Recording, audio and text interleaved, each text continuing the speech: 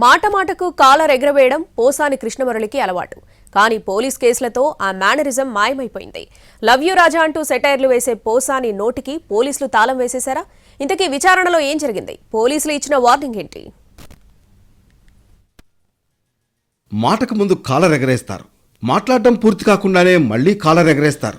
అభిమానంతో love you రాజా అని పిలుస్తారు. సెటైర్ వేశాక కూడా లవ్ యూ రాజా అంటారు. ఇది పోసాని కృష్ణమురళి తీరు. కానీ అదంతా గతం. ఇప్పుడు సీన్ మారిపోయింది. పవన్ కళ్యాణ్, నారా లోకేష్ పై అనుచిత వ్యాఖ్యలు చేసిన కేసులో అరెస్ట్ అయ్యాక పరిస్థితి మరోలా ఉంది.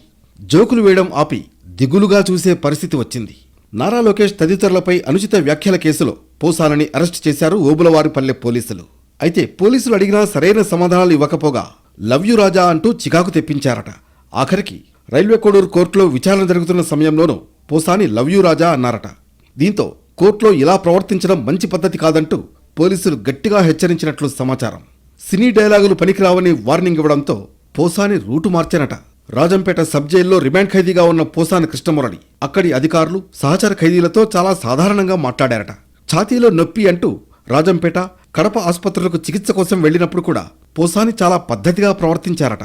అటు వైద్యులతో కాని, ఇటు మీడియాతో కాని ఎక్కడా లవ్ యూ రాజా అనే పదాన్ని వాడకపోవడం విశేషం. అంతేకాదు కాలర్ ఎగరేసే మేనరిజం కూడా మాయమైపోయింది. మొత్తానికి దూషణ కేసులో అరెస్ట్ అయ్యాక పోసాని చాలా మారిపోయారనే చర్చ జరుగుతోంది.